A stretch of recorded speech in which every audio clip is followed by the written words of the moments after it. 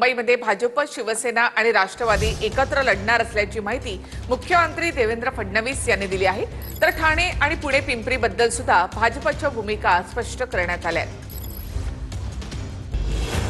मुंबई महापालिकेची निवडणूक महायुती एकत्र लढणार आहे। मुख्यमंत्री फडणवीसांनी यावर शिक्कामोर्तब केलंय। विरोधकांना जिथे फायदा होण्याची शक्यता आहे तिथे महायुती म्हणून एकत्र लढणार असल्याचं फडणवीसांनी म्हटलं आहे। ठाण्यामध्ये भाजपनं शिंदेंच्या कोर्टात चेंडू ढकललाय। महायुती म्हणून एकत्र लढू शकतो का याची चाचपणी करून सांगा असं भाजपनं शिंदेंना कळवलंय। पुणे आणि पिंपरीमध्ये भाजप स्वबळावर लढणार आहे।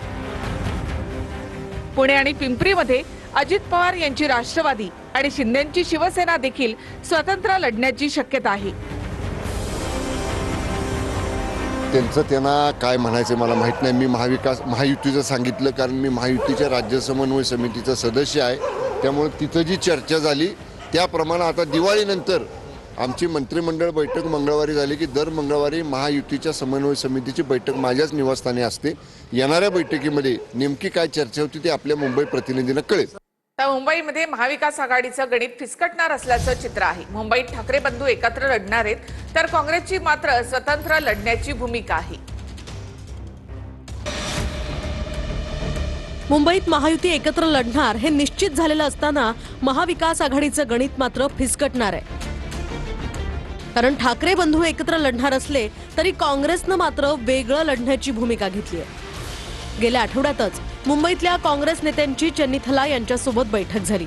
या बैठकीत स्वबळावर लढावं अशी भूमिका काँग्रेस नेत्यांनी मांडली आहे। मुंबई महानगरपालिका असू द्यात किंवा जिल्हा परिषदा असू द्यात किंवा नगरपालिका असू द्यात, नगरपंचायती असू द्यात, ह्या स्थानिक स्वराज्य संस्था ज्या आहेत त्या काँग्रेसने स्वबळावर लढायला पाहिजे अशा पद्धतीची मी माझी भूमिका मांडली।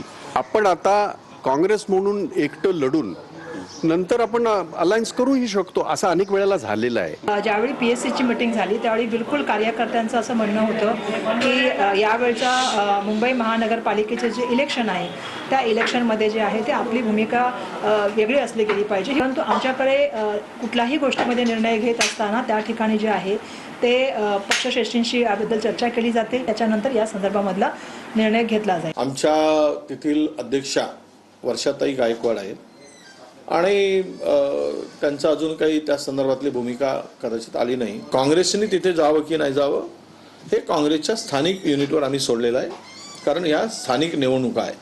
त्याचा अर्थ दुसरा कोणी काही काढायची गरज नाही। मुंबईमध्ये त्याच्या युतीचा अधिकाधिक फायदा त्या दोघांना होईल, तर त्यांना फायदा होत असेल तर आम्ही त्याच्यामध्ये बोट दाखवायची गरज नाही।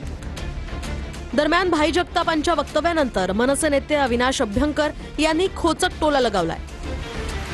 आपण कोणी हात पसरलाय आमच्या पक्षाकडनं, आमच्या नेत्यांकडनं, आमच्या सर्वोच्च नेतृत्वाकडनं तसं काही तुम्हाला ऐकायला मिळालंय का? मग त्यामुळे त्याच्यावर आता भाष्य करणं योग्यच ठरणार नाही। आमच्याकरता राजसाहेब ठाकरे जो निर्णय घेतील त्यावर उत्तमरित्या काम करणं हेच आहे। काय मुळामध्ये भाई जगताप यांची मुलाखत मी ऐकली आहे। त्यांनी स्पष्ट सांगितलंय की आमच्या कार्यकर्त्यांचं म्हणणं आहे की आपण वेगवेगळं लढलं पाहिजे। आम्ही उद्धवजींबरोबरच आत्ता जायचं की नाही हा विचार करतो आहोत। 2002, 7, 12, 17 आम्ही वेगवेगळेच लढलो आहोत स्थानिक स्वराज्य याला। तर पुण्यामधल्या भाजप नेत्यांनी धंगेकरांची फडणवीसांकडे तक्रार केली आहे। सतत पुण्यातील भाजप नेत्यांना टार्गेट करत असल्यामुळे ही तक्रार करण्यात आली आहे। यानंतर शिंदेंकडून धंगेकरांवर कारवाईचे संकेतही देण्यात आले। युती धर्म किंवा आघाडी धर्म पाळण्याअगोदर सर्वात आधी पुणेकर धर्म पाळा, नाहीतर येणाऱ्या पिढ्या विचारतील ते लुटत होते तेव्हा तुम्ही काय करत होतात। सर्वप्रथम आपण पुणेकर आहोत, मग नंतर पक्ष, युती, आघाडी, गट, तट हे सर्व, असं ट्विट धंगेकर यांनी केलंय। दरम्यान महायुतीमध्ये धंगेकर बेबनाव निर्माण करतायत असा आरोप भाजपनं केलाय। दंगेकर हे काँग्रेसचा पाठवलेले हस्तक असून संजय राऊत त्यांना ऑपरेट करतायत असा दावा सुद्धा पुणे भाजपच्या नेत्यांनी केलाय। पुणे भाजपनं धंगेकरांच्या विरोधात फडणवीसांकडे तक्रार केली आहे। दंगेकरांना याआधी एकनाथ शिंदे यांनी समज दिली होती. तर दंगेकर यांच्याकडनं मोहळांचा जुना व्हिडिओ व्हायरल करण्यात आला. गोखले लँडमार्कची जाहिरात करतानाचा मोहळांचा व्हिडिओ व्हायरल झालाय. तर मी गोखले बिल्डरचा भागीदार नाही असं स्पष्टीकरण यावर मोहोळ यांनी दिलंय. जैन बोर्डिंग जमीन विक्रीच्या मुद्द्यावरून रवींद्र दंगेकरांनी मुरलीधर मोहोळ यांना पुन्हा एकदा घेरण्याचा प्रयत्न केला. दंगेकरांनी मोहोळ यांचा जुना व्हिडिओ ट्विट करत व्हायरल केलाय. माझे मित्र विशाल गोखले यांच्या एक अत्यंत भव्य अशा या व्यावसायिक प्रकल्प जो आहे कोथरूडमधला जीव्हीबी आपल्या सिटी प्राईडच्या समोर.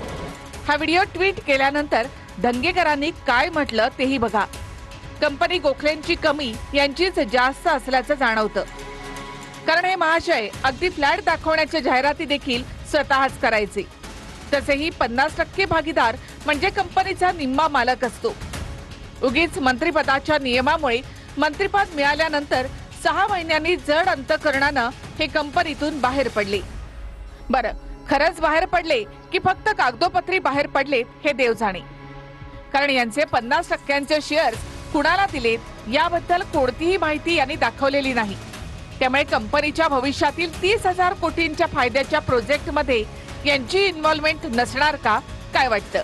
खुशाल पुणेकरांना वेड्यात काढताय असं दंगेकर म्हणाले. विशेषतः या जीव्हीबी प्रोजेक्टचं मी सांगेल की पुण्यामध्ये इतका मोठा कमर्शियल. या सर्व वादावर मुरलीधर मोहोळ यांच्याकडून काय स्पष्टीकरण देण्यात आलं तेही पाहूया. जैन बोर्डिंगच्या जमिनीचा व्यवहार पुण्यातल्या गोखले बिल्डरनं केलाय. मी गोखले बिल्डरचा भागीदार आहे असा माझ्यावर आरोप करण्यात येतोय. हा व्यवहार झाला तेव्हा मी गोखले बिल्डरचा भागीदार नव्हतो. मी शेती करतो असं मी लोकसभा निवडणुकीच्या प्रतिज्ञापत्रात नमूद केलंय. मी काही ठिकाणी बांधकाम व्यवसाय सुद्धा करतो. एका राजकारणी माणसाने व्यवसाय करू नये का? मला काहीही लपवण्याची गरज नाही असं मोहोळ यांनी म्हटलं. दरम्यान जैन बोर्डिंग प्रकरणात एक नवी माहिती समोर आली आहे. जमिनीचा व्यवहार झालेला असताना ट्रस्टने बोर्डिंगच्या विकासासाठी पुणे महापालिकेकडे अर्ज केला होता. गोखले बिल्डरऐवजी ट्रस्टनेच हा अर्ज का केला असा संशय आहे.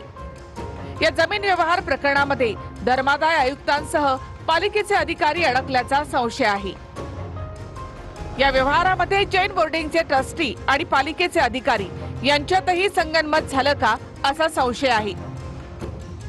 जैन बोर्डिंग प्रकरणातील जमिनीचा व्यवहार तात्काळ रद्द करण्यात यावा, अन्यथा 1 नोव्हेंबर पासून उपोषणाला बसणार असा इशारा जैन मुनी गुप्तीनंदी महाराज यांनी दिलाय. 29 ऑक्टोबरला जैन समाज राज्यभरामध्ये 1 दिवस अन्नत्याग आंदोलन करणार आहे.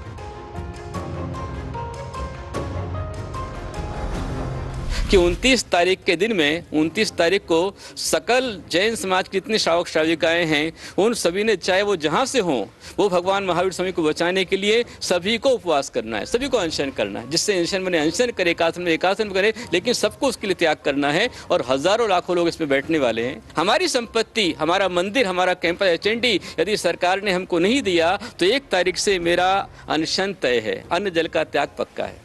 तर गोपीनाथ मुंडेंचा वारसा नेमकं कोण चालवतंय यावरून करुणा मुंडेंनी भुवया उंचावणारं वक्तव्य केलंय. धनंजय मुंडेच गोपीनाथ मुंडेंचा खरा वारसा चालवतायत असं करुणा मुंडेंनी म्हटलं. पंकजा मुंडे गोपीनाथ मुंडेंच्या राजकीय वारसदार नाहीत असं करुणा मुंडे यांचं म्हणणं आहे. गोपीनाथ मुंडेंचा वारसा नेमका कोण चालवतोय यावरून आता करुणा मुंडेंनी भुवया उंचावणारं वक्तव्य केलंय. धनंजय मुंडेच गोपीनाथ मुंडेंचा खरा वारसा चालवतायत असं करुणा मुंडे यांनी म्हटलंय. विशेष म्हणजे पंकजा मुंडे या गोपीनाथ मुंडेंच्या राजकीय वारसदार नसल्याचं करुणा मुंडे म्हणाल्यात. धनंजय मुंडेंनी, मी पण त्यांच्या संघर्षमध्ये सोबत होती आणि मी बघितलेला आहे त्यांचा संघर्ष पूर्ण 2009 पासून 2019 पर्यंत. तो आज धनंजय मुंडेंनी त्यांचं जे कर्तव्य आहे ते काढून दाखवलेलं आहे. आणि खरंच गोपीनाथ मुंडे साहेबांचा जे वारसा आहे, राजकीय वारसा, मी बोलते की धनंजय मुंडेच आहे. त्यांच्या माझा कोई वाद नाहीये, त्यांची वृत्तीचा वाद आहे. आम्ही दोघांच्या मध्ये त्यांची वृत्तीचा वाद आहे. आज पंकजाताई जरी असं म्हणणं जाय की मी खरी वारसदार आहे गोपीनाथ मुंडे साहेबांची, पण नाहीच.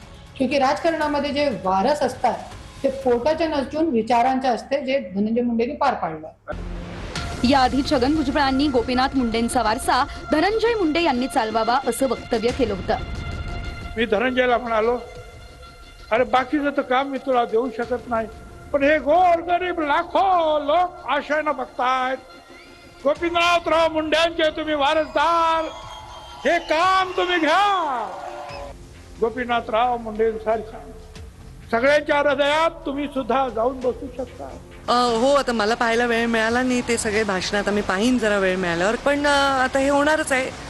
तर मला वाटतं भुजबळ साहेबांनी पूर्वी असे मेळावे केले होते आणि त्यांची बाजू त्या मेळाव्यातनं त्यांनी मांडली असावी. तेव्हापासूनच गोपीनाथ मुंडेंचे खरे राजकीय वारसदार पंकजा की धनंजय अशी चर्चा सुरू झाली. या चर्चेत आता करुणा मुंडेंनी धनंजय मुंडेंना बळ दिलाय. अभिनेते आणि दिग्दर्शक महेश कोठारे यांनी आपण मोदींचा भक्त असल्याचं वक्तव्य केल्यानंतर विरोधकांकडून टीकेची झोड सुरू आहे. अपघात प्रकरणामध्ये अडकलेल्या सुनबाईंना कोठारे वाचवतायत असा थेट आरोप किशोरी पेडणेकर यांनी केलाय. तर ईडीची नोटीस आली का असा सवाल रमेश पाटलांनी महेश कोठारे यांना केला आहे. मुंबईमधल्या कार्यक्रमात महेश कोठारेंनी पंतप्रधान मोदी आणि भाजपचं कौतुक केल्यानंतर ठाकरेंच्या शिवसेनेनं निशाणा साधलाय. ऍक्सिडेंट केसमध्ये अडकलेल्या सुनबाईंना वाचवण्यासाठी महेश कोठारे भाजपवर स्तुतीसुमनं उधळतायत असा दावा किशोरी पेडणेकर यांनी केलाय. ते कलाकार आहेत, बरोबर आहेत. सुनबाई अडकलेत एका ॲक्सिडेंटमध्ये, कसं वाचवायचं अशी मुक्ताफळं सुमनं उधळल्याशिवाय आणि जी काय एक संस्कृती तयार होते, मी नाव नाही घेणार कारण कुठल्याही जातीचा मला अपमान नाही करायचा आहे, जे त्या छत्रपती शिवाजी महाराजांच्या काळापासून ज्या संस्कृतीने पूर्ण महाराष्ट्रावर शौर्य दाखवलं, पण शौर्याबरोबर कौर्य पण दाखवलंय, मी एवढंच म्हणेन. उर्मिला कोठारे यांच्या कारनं मुंबईमध्ये 2 मेट्रो कामगारांना चिरडलं होतं. 28 डिसेंबर 2024ला कांदिवलीमध्ये अपघात झाला होता. या अपघातामध्ये एका कामगाराचा जागीच मृत्यू झाला, तर एक कामगार गंभीर जखमी झाला होता. अपघातामध्ये उर्मिला कोठारे आणि त्यांचा ड्रायव्हर सुद्धा जखमी झाला. या अपघातामध्ये उर्मिला कोठारे यांच्या ड्रायव्हरवर देखील गुन्हा नोंद झालाय. या प्रकरणामधून उर्मिला कोठारेंना वाचवण्याचा प्रयत्न महेश कोठारे करत असल्याचं पेडणेकरांचं म्हणणं आहे. दुसरीकडे छत्रपती संभाजीनगरमधल्या रमेश पाटलांनी महेश कोठारे यांना फोन केला. तुमच्या मागे ईडी लागली नाही ना असा सवालच रमेश पाटलांनी केलाय. महेशजी, काय झालं माहिती का, आम्ही तुमचे फार मोठे फॅन आहोत. आम्ही संत ज्ञानेश्वर मूवी पासून तुम्हाला चाहत आहे, पण काल तुम्ही जे बोलले ना भाजप बद्दल, ते हरकत नाही. आपल्याला ईडी वगैरेची नोटीस तर नाही आली या विषयावर. तेच कसं आहे, तुम्ही कलाकाराची जात नसते माहिती का. अरे पण माझं मत असू शकते ना. मत असू शकतं, पण असं वाटतं असू शकते ना. पण तुम्ही का नसू शकते माझं मत. आणि ज्या माणसाने, ज्या मोदींनी इतकं मोठं काम केलं ह्या देशासाठी, इतकी इन्फ्रास्ट्रक्चरची इतकी वर्ष नाही झालं, ते आता झालेलं आहे. त्याच्यात काय कोणी त्याची दखल घ्यायची नाही का. ज्या माणसाने सर्वस्व आपलं सर्वस्व देशासाठी वाहिलेलं आहे, जो स्वतःच्यासाठी काही करत नाही, सगळं देशासाठी करतो, त्याचं कौतुक करायला काय झालं. ते तर आहे म्हणा तुमची गोष्ट, कारण की आपण भाजप विरोधात नाहीये पक्षाच्या.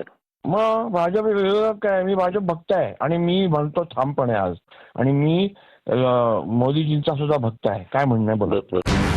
दुसरीकडे महायुतीच्या नेत्यांनी महेश कोठारेंची बाजू उचलून धरली. महेश कोठारे यांनी जर भारतीय जनता पार्टी असेल, त्याचबरोबर एकनाथ शिंदे साहेब असतील, यांच्याबद्दल जर कौतुकोद्गार काढले असतील, तर यांचं पोट कशाला दुखायला पाहिजे. यांना का जुलाब होत आहेत. यांना जर जुलाब होत असेल तर त्याच्यावर त्यांनी गोळी घ्यावी, कारण त्यांनी कलाकारांनी त्याचं वैयक्तिक मत मांडलं. तुम्हाला काय चूक आहे, तुम्हाला काय प्रॉब्लेम येतोय. हे काही राजकीय महत्व नाही.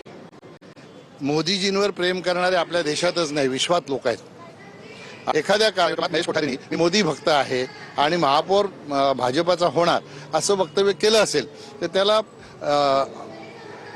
अशा प्रकारे संजय राऊतांनी वळण देणं हे चुकीचं आहे.